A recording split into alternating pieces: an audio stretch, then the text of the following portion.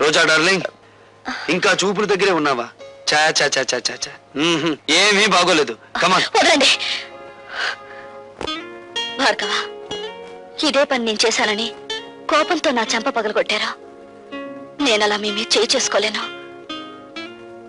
అందుకే నేను మీకు నమస్కారం చేస్తున్నాను. మీరు వెళ్ళిపోండి. రాజశేఖర్ మీద కక్ష సాధించాలనుకుంటే ఇలా కాదా? ఆ పని మీరు చేస్తానంటే నేను సాయపడతాను. రాజశేఖర్ మీద నీకెందుకు పగ? ఆ పరమ నీచుడే మా నాన్నగారు చనిపోవడానికి బాధ్యుడు. నీ తండ్రి పేరు? జనార్దన్ రావు. రోజా, మీ నాన్నను అడ్డం పెట్టుకుని ఏ వ్యక్తిని రాజశేఖరం హంతకుని చేశాడో ఆ ఠాగూర్ నా కన్న తండ్రి. అవును రోజా, ఆయన జైల్లో చనిపోయే ముందు జనార్దన్ రావు కూతురు ఎక్కడున్నా వెతికి ఆమెకింత మేలు చేయమని కోరాడు. మేలా?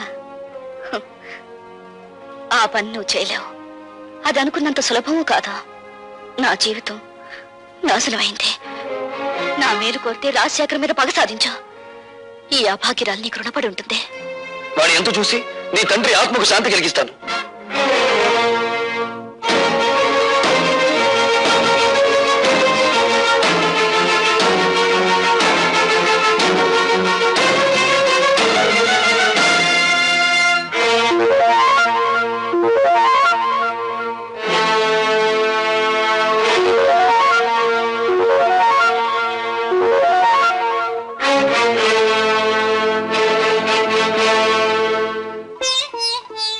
మగవాళ్లే గాని ఆడవాళ్లు రారే.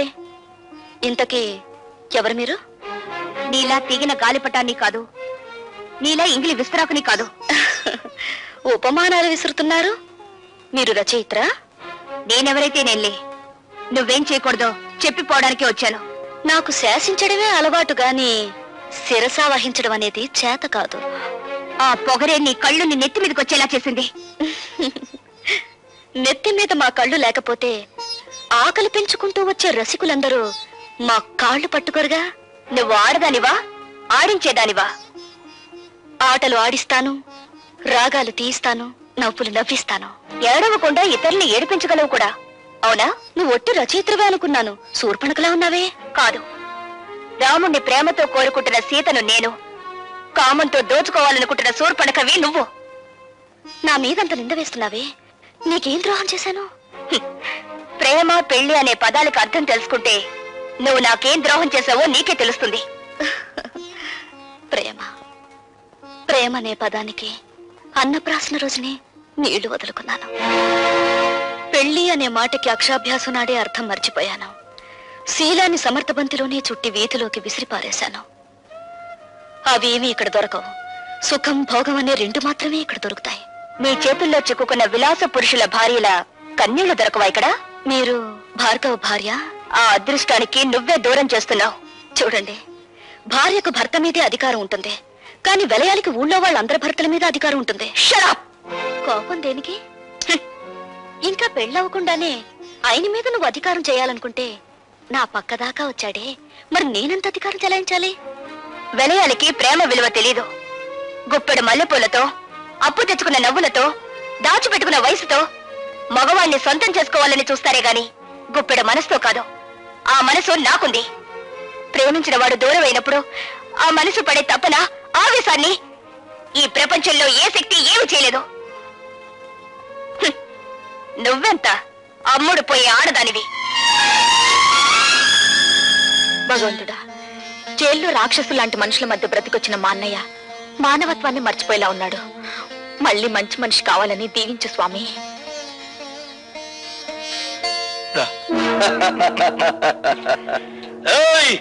భార్గవ్ గారు బాగుపడాలని కోరుకుంటున్నారా? ఆయన మేం బాగు చేస్తాం.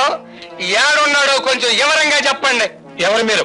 ఖాళీగా ఉన్నప్పుడు కళ్ళు, రెచ్చిపోయినప్పుడు రక్తం తాగేవాళ్ళం. అంతేకాదు, శీలాలు దయటం మా హాబీ. ఒళ్ళగా ఉంది. చూడు, భార్గవ్ ఎక్కడున్నాడో చెబితే నష్టపోయేది మీరేనా చోటలా? సమట్లంటున్నాడు అన్నాడా? బ్యాటరీ మంచి పవర్ లో ఉన్నట్టుంది. కొడుకుని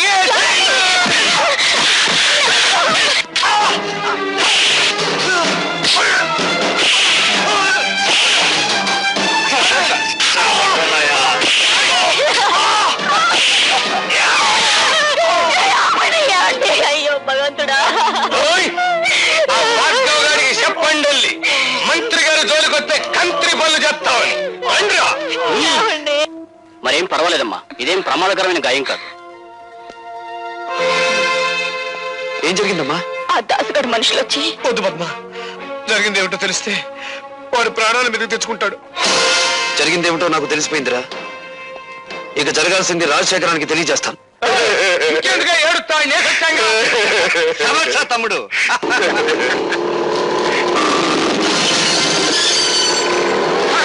వాడు పోట్లకి ఎత్తలాగా బుసలు కొట్టుకుంటూ వచ్చేస్తాడు. దాసు, వాడు లోపలికి రాకుండా ఒళ్ళు హోలంచే తమ్ముడు.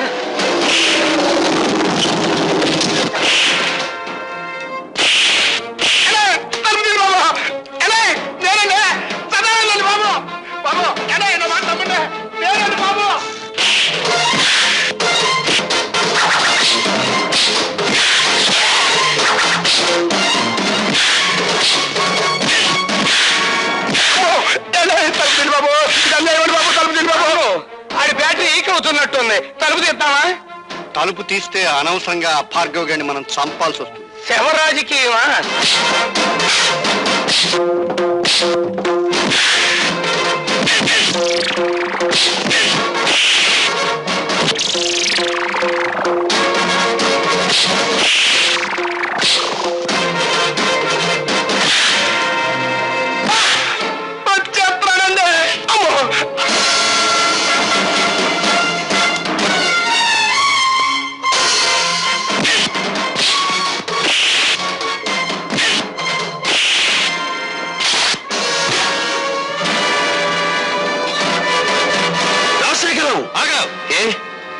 ప్రాణాలు తీసే నీకు ప్రాణభీతి పుట్టుకొచ్చిందా?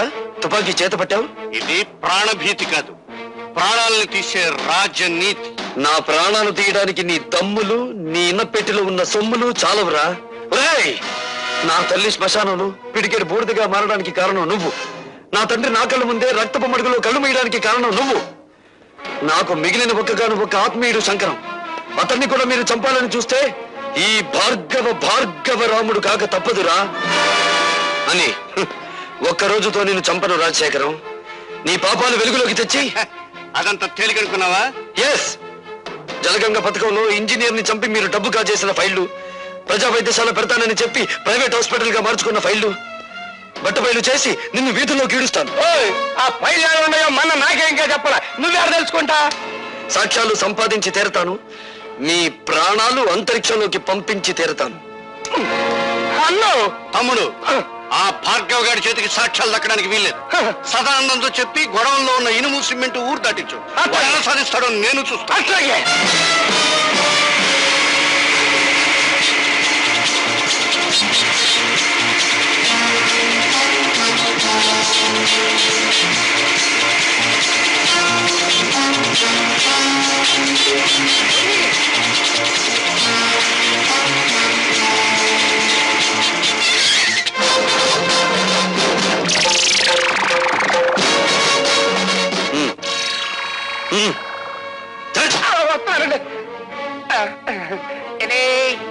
ఏంటండి పిచ్చిగాడిద, ఊరు దాటించాల్సింది శవాల్ని గాని సాక్ష్యాల్ని కాదురా.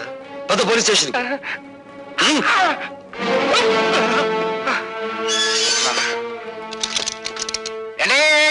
ఇదేం బాగాలేదండి. నోర్మై, నన్ను సెల్లో మూసేసి నోరు మూయమంటారేంటండి? ఎంత తిరిగి నేను ఎప్పుడు చూడలేదండి. అండి, పోలీస్ మినిస్టర్ గారి దగ్గర నుంచి అయ్యి ఉంటది. పోలీస్ స్టేషన్ లో భోజనానికి ఇబ్బంది, ఓ మంచి క్యారియర్ పంపించమనండి. హలో, నేను మినిస్టర్ గారి తమ్ముడిని మాట్లాడుతా ఉన్నా. ఏమిటి? ఏంటో బ్యాటరీ మంచి ఛార్జింగ్ లో ఉందా? మా సదానందాన్ని బొక్కలో దొరించావట. నీ ఒంట్లో ఎలా ఉంది? మనకేంటి, మన బ్యాటరీ ఎప్పుడు మంచి ఛార్జింగ్ లోనే ఉంటది. ఛార్జ్ షీట్ ఎప్పుడు పెడదావా, నువ్వెక్కడ దొరుకుతావా నేను ఎదురు చూస్తున్నా. మినిస్టర్ గారి తమ్ముడితో మాట్లాడుతున్నానని జ్ఞాపకం పెట్టుకో. 10 ఏళ్ల క్రితం రాజుల రోజులు నడిచేయి, ఇప్పుడు రాజకీయాల రోజులు నడుస్తున్నాయి. అధికారం మాది, సొమ్ము మాది, సోకు మాది, శిక్ష కూడా మీదే. అబ్బా, ఇసిగిచ్చమాగవయ్యా. సదానందాన్ని వదిలేస్తావా? మొన్నయ్య చేత టెలిఫోన్ లో మాట్లాడించమంటావా? నువ్వెవరితో మాట్లాడినా వాడు 7 చువ్వలు దాటి రాడు. Put off the telephone.